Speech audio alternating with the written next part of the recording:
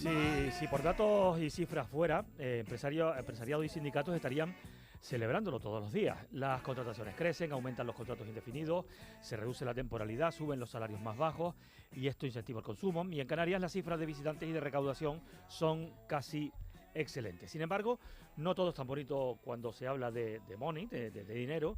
Desciende la productividad, aumentan las bolsas de pobreza, la cesta de la compra está por los cielos en las islas y la representación laboral se queja de que no avanzan los convenios colectivos. Además, las empresas pues empiezan a echar de menos que el diálogo social sea como lo ha sido hasta ahora, que sea entre las tres partes. Para conocer la posición empresarial sobre todo esto, está esta mañana de viernes en la radio pública Pedro Ortega, presidente de la Confederación Canaria de Empresarios. Bienvenido.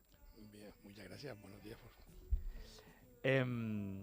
El salario mínimo interprofesional acaba de subir un 5%. Es una decisión unilateral entre el Gobierno de España, el Ministerio de Trabajo y los sindicatos. ¿Es una mala noticia esto para las empresas?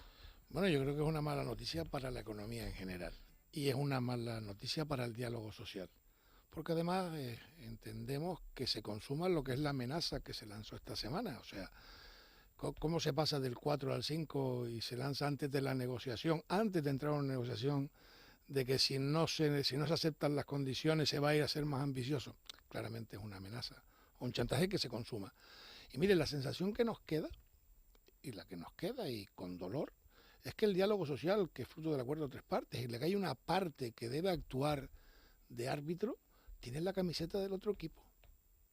Y está jugando con una camiseta que no le corresponde quien es árbitro.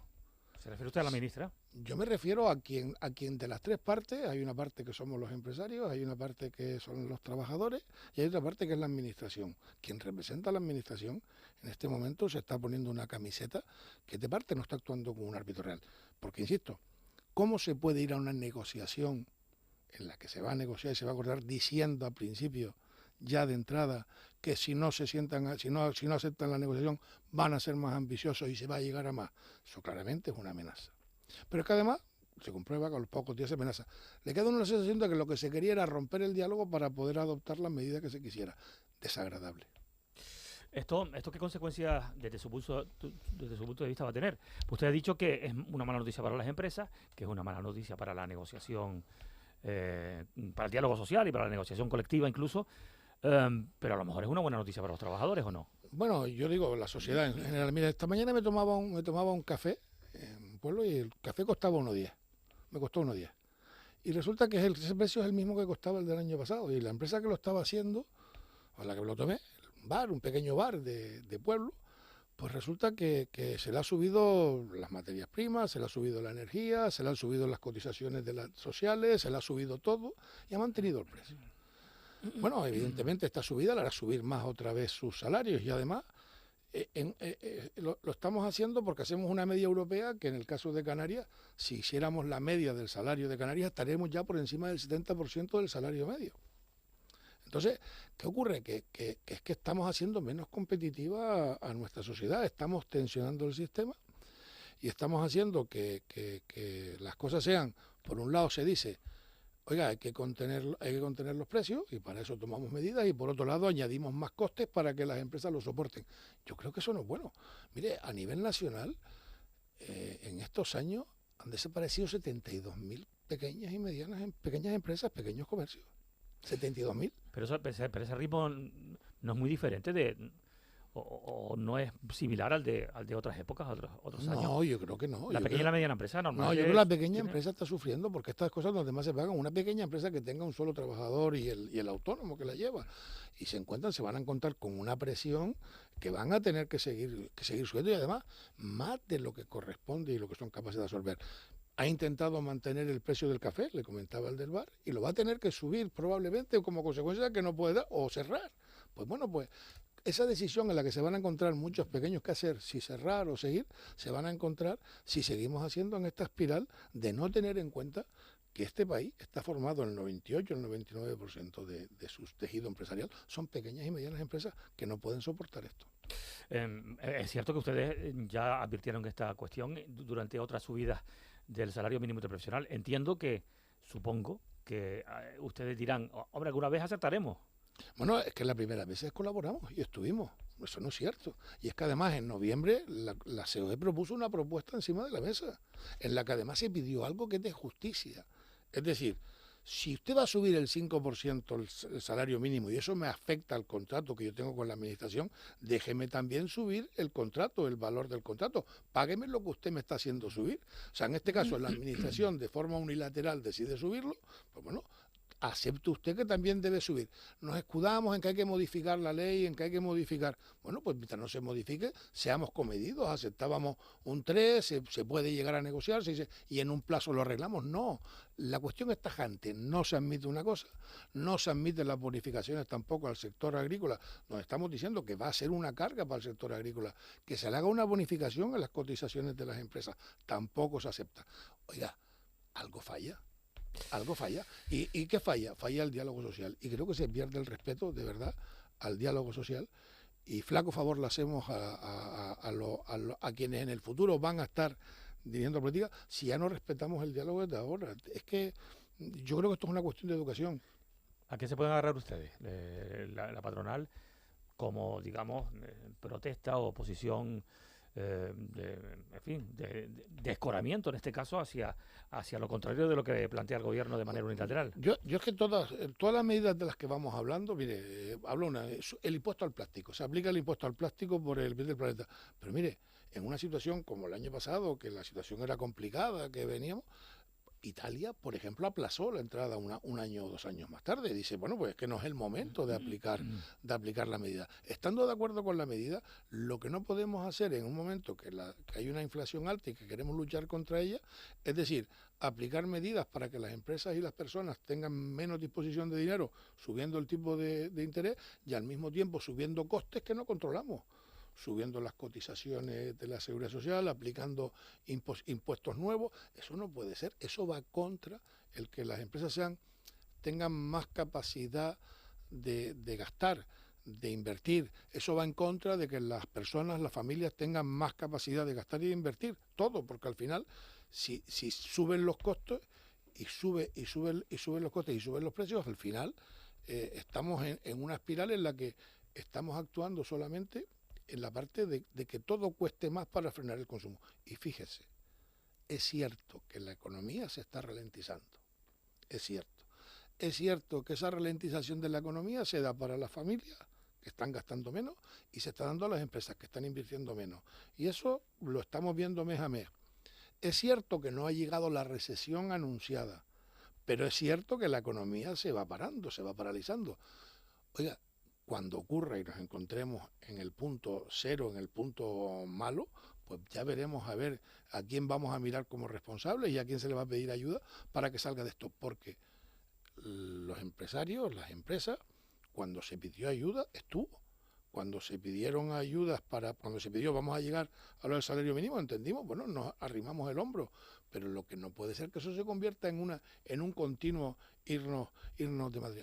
El salario mínimo interprofesional ha subido del 18 al 23 un 46%. Si lo hacemos en términos reales, un 30% de subida. Pero era uno de los más bajos, el de España, de toda Europa. Pero fíjese usted, es el segundo que más ha subido de toda Europa. El segundo que más ha subido, ya subió. O sea, si la subida ya es suficiente, que es un 30% lo que ha subido en términos reales, pero es que la productividad de España ha caído un 4%.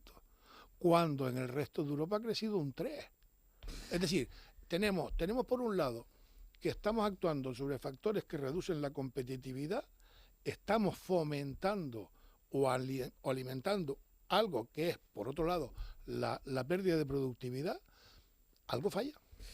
Precisamente de la productividad le quería preguntar, porque cuando introducía la entrevista hablábamos de que, bueno, de momento las cifras siguen siendo muy positivas, las previsiones para este 2024 parecen positivas. Usted dice que se está ralentizando la economía, evidentemente yo no le voy a objetar nada porque usted tendrá sus previsiones, que para eso está donde está. Pero es verdad que ustedes y los sindicatos parecen empeñados en tener diferencias sobre esas cosas, ¿no? Sobre, por ejemplo, la productividad y en concreto sobre el absentismo.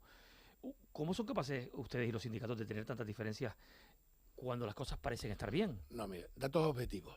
es el dato objetivo, yo no lo tengo el dato, es el dato del Instituto Nacional de Estadística. Se hace la estadística trimestral, último trimestre del 2023, el penúltimo, porque el último no ha salido, el tercer trimestre, crece menos que el anterior. El anterior crece menos que el anterior, o sea, estaríamos hablando que vamos decreciendo. Eso es ralentización, cada vez crecemos menos. Interanual. Cada trimestre con respecto al interanual va bajando. Entonces, esto es una cuestión objetiva, con lo cual no puede haber discusión con datos objetivos. Segunda cuestión, ¿por qué tenemos diferencias? Bueno, tenemos puntos de vista diferentes, pero llegamos a acuerdos. Y el quinto acuerdo de negociación colectiva, el que se acordó un acuerdo a 3 años, eso se llegaron los sindicatos y los empresarios. O sea, con lo cual sabemos llegar a acuerdos cuando hace falta. Lo que los acuerdos entendemos que deben hacerse tal cual son. Hablemos de productividad. Eso es un dato objetivo. La productividad se mide, es el PIB dividido por la mano de obra, y lo que te sale que tu PIB se ha reducido la productividad, y sale que entre 35 países de que está comparado a nivel mundial, el que ha decrecido el mayor ha sido en España. Es el número 1 en pérdida de productividad. Le siguen Alemania y Francia, que están también con pérdida de productividad. Lo que pasa es que en España tenemos un 4, y en Francia tienen un 1, y en Italia tienen en Francia un 0,9. Es decir, hay una diferencia, pero es que la media de esos 35 países, pues mire, da un crecimiento de un 3,6 de la productividad. Entonces, somos los que más aumentamos el salario mínimo, y somos los que más productividad perdemos. Oiga, algún sitio va a competitividad. Siguiente cuestión, ¿por qué España o por qué Canarias además en concreto va bien? Turismo. El sector turismo, el sector servicios es el que está tirando de la economía. Nos estamos beneficiando de una situación que afortunadamente está, en la que a veces tiene sombras oscuras, como puede ser el efecto del aumento del precio del dinero, que haga que nuestros turistas no vienen. O en el caso de Alemania, que ahora se van a aplicar una tasa nueva a los billetes, que le encarezcan los billetes, y que eso son amenazas para los turistas que nos visitan. De hecho, en Canarias el turismo alemán está por debajo de la prepandemia. Es decir, que otros orígenes, otros mercados nos están dando y equilibrando para que tengamos la cifra. Pero ¿hasta cuándo? Comisiones Obreras argumenta, lo decía ayer en este mismo lugar donde está usted sentado, Inocencio González, el secretario general de Comisiones Obreras, que tienen ustedes muchas diferencias de criterio sobre el absentismo. Sobre todo tienen esas diferencias más con CEO de Tenerife que con la Confederación Canaria de Empresarios. ¿Está usted de acuerdo con este matiz? Bueno, yo no tengo matiz. Yo creo que el absentismo es uno. Es decir, el absentismo es la falta al trabajo. Mire, hay una cosa que es real, periodo 2000, son datos. 2017, 2022, 5 años. No tengo el del 23, pero creo que todavía se incrementa. Resulta que el absentismo, resulta que se han contratado más horas, es decir, las horas contratadas, el conjunto de las contratadas es un 3,9% superior al del periodo anterior. Se ha incrementado en este periodo, del 2017 al 2022, un 3,9%, pero sin embargo las horas reales trabajadas han bajado un 1,5%. Es decir, tenemos un gap, una diferencia en la que estamos pagando más horas, estamos contratando más horas, pagándolas, para que se trabajen menos horas. Eso no es bueno. Algo está fallando. Eso es un incremento al absentismo. Si además sale que en Canarias en concreto se ha duplicado la cifra de absentismo, y es un problema, pero es que además en España también está pasando lo mismo, y créame que estamos hablando todas las empresas, y eso lo sumamos a que no encontramos mano de obra, y mano de obra cualificada menos, y estamos teniendo un problema, que tenemos un paro de 170.000 personas en Canarias. Algo falla. Argumenta Comisiones Obreras que Canarias es donde más se trabaja por turnos, es donde más se trabaja los sábados, donde más se trabaja por las tardes y por las noches, y la segunda comunidad donde más se trabaja el domingo, solo por detrás de Madrid. Estos podrían ser argumentos para decir, bueno, a lo mejor no hay una incentivación suficiente. Yo creo que esto responde a un modelo de economía que es una sociedad de servicios en la que el turismo, según la encuesta de Excel Tour, nos daba que el 35% de nuestro PIB viene del turismo y que el 40% del empleo viene del turismo. Esto es una cuestión de qué tipo de negocio tenemos para sustentar nuestra economía, de la que viven nuestras personas, y es la razón por la que vamos bien en este momento, porque el turismo va bien. Pero Baleares también vive del turismo. Baleares es estacional, les recuerdo. Sí, sí. Nosotros somos todo el año. Sí, pero bueno, somos diferentes sociedades porque ellos funcionan de otra manera y el fijo discontinuo es un contrato que funciona más desde hace mucho tiempo y nosotros aquí funcionamos con otro, trabajamos todo el año y lo que se ajustan son muchas veces los puestos de trabajo a las necesidades. Pero eso debería ser una buena noticia porque al no ser estacional en Canarias, pues esto debería redundar en más contratos indefinidos, en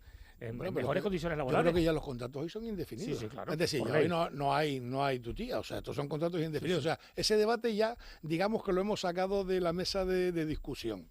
Ya está. Solventado eso, solventado todo. Mire, muchas veces hay temas que sencillamente sacándolos de la mesa, cambiándoles el nombre, se acaba todo, pero esto es así. ¿Qué le parece el fracaso del decreto sobre la reforma del subsidio de desempleo? Se refiere a lo que ha pasado esta semana en el Parlamento. Me refiero a lo que ha pasado en el Congreso. En el Senado, en este caso. Vale. Mire, sencillamente tengo la sensación, y permítanme que lo diga así, que es una vendetta personal. ¿De quién? De un grupo frente a otro, que estaban juntos y que luego se han separado. Yo no nombro a nadie. De Podemos frente a Sumar. Lo dice usted, yo no digo nada. Yo digo que al final estas cosas, para el ciudadano, porque se lo digo porque me lo decía alguien ayer, dice, esto es una revancha, una vendetta, es la venganza por lo que le hicieron. Mire, si esto está calando, se pierde el sentido de la política. Pero porque si se antepone las cosas personales, que no las ideas políticas, al beneficio de las personas, supuesto, algo falla. Pero es una mala noticia para la sociedad. No sé, porque a mí la noticia que sale a continuación es que la ministra y vicepresidenta anuncia de que va a convocar a empresarios y a sindicatos para hablar de esto y al mismo tiempo hace lo otro. Yo creo que esto es de risa, sencillamente. De verdad, sencillamente. Es decir, ¿en qué me creo? O sea, ahora, como no se arregló usted allí, ahora viene a llamar a...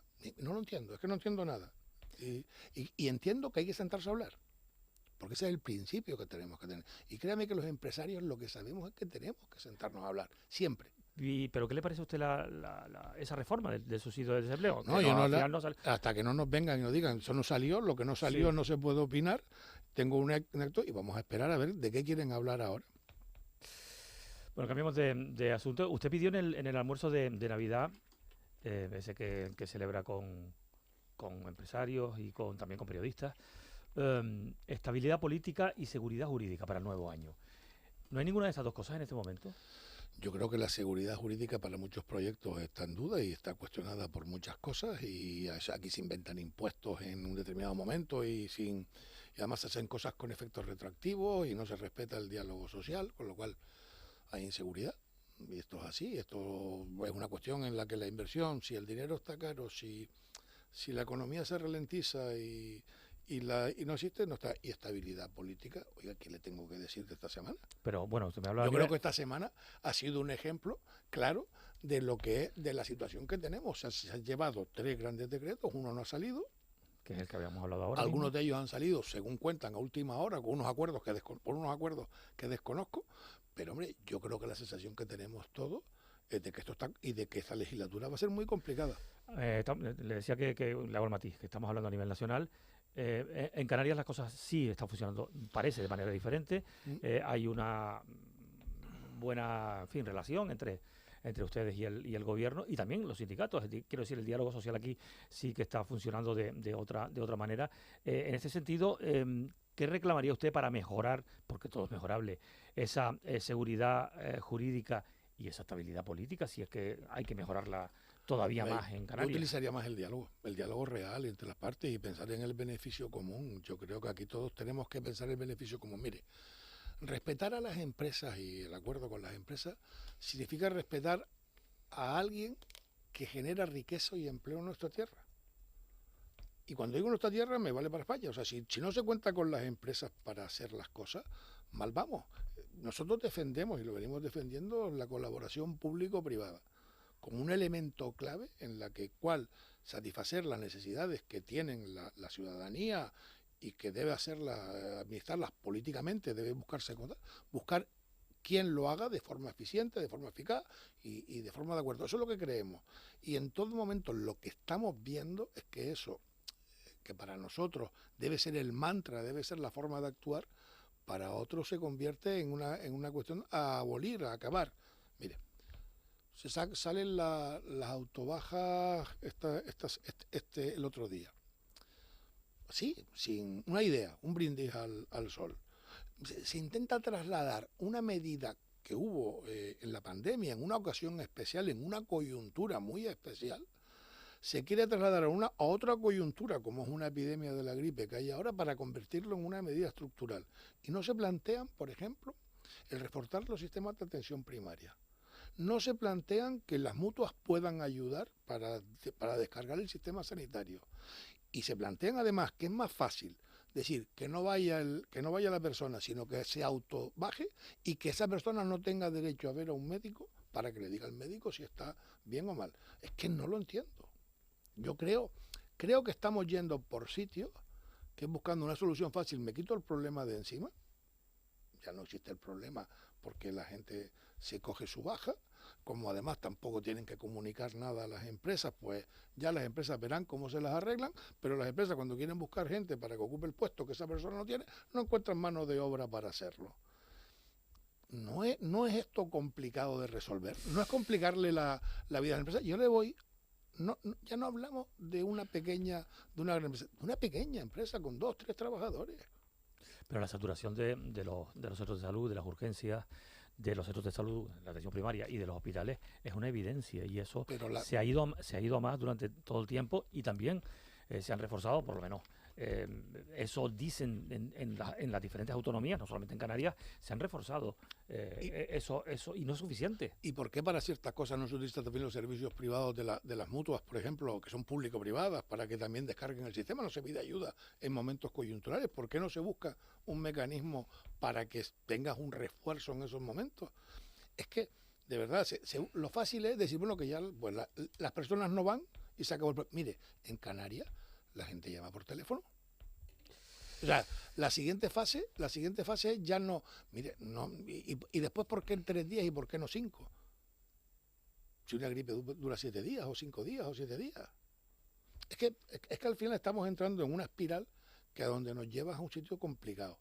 Y de verdad, créame, son todo medidas que no van en la línea de luchar contra el absentismo de tal. Por eso nosotros lo que pedimos, y lo dije también en ese almuerzo al que usted hace referencia, que nos sentemos a hablar de esto, que nos sentemos a hablar de cómo corregir el absentismo, de estudiar cuáles son las razones desde el punto de vista empresarial. Tenemos un punto de vista, desde el punto de vista del trabajador habrá otro punto de vista, intentemos llegar, pero el hecho es el hecho. Ahora busquemos las razones y actuemos sobre las razones para corregirlas, porque lo que tenemos es que corregir, tenemos que evitar que siga aumentando el absentismo, tenemos que reducirlo para que mejore nuestra productividad, porque mire, si aumenta nuestra productividad, mejora nuestra competitividad.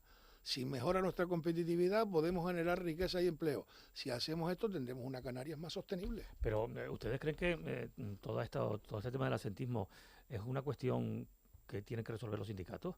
¿O hacen ustedes también autocrítica sobre cosas que tengan que corregir? Le acabo de decir que nos ponemos en la mesa a hablar. Nosotros queremos hablar en mesa. Nosotros entendemos que esto es una cuestión de sacar puntos. Mire, esto se saca adelante entre todos, no nadie. Y todos desempeñando el papel que le toca. Y todos siendo todos lo imparciales que podamos ser en nuestro terreno. Cada uno tiene que defender su punto de vista. Y luego tendremos que tener a alguien que nos ayude a que lleguemos a acuerdos. Lo que no consigo es que esté alguien que nos debe ayudar a llegar a acuerdos, empiece las reuniones amenazando de que si no aceptas la condición vas a ser peor. Eso no es el modelo. Eso me suena a otra cosa.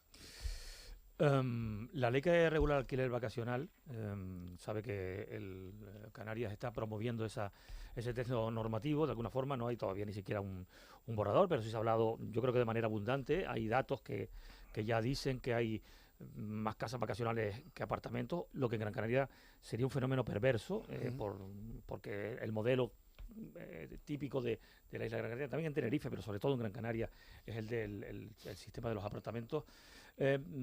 Todo esto, ¿ustedes cómo lo ven? ¿Creen que esa ley va a terminar funcionando de alguna forma? ¿Se va a encontrar con problemas? Mire, está en la fase de consulta pública, con lo cual no vamos a hablar de lo que no tenemos. Vamos a ver en qué acaba, y en el momento que nos llamen para hablar, hablaremos, pero por ahora están en una fase en la que hay una idea de transformar y de la consejera y su equipo lo han decidido, el gobierno lo decide.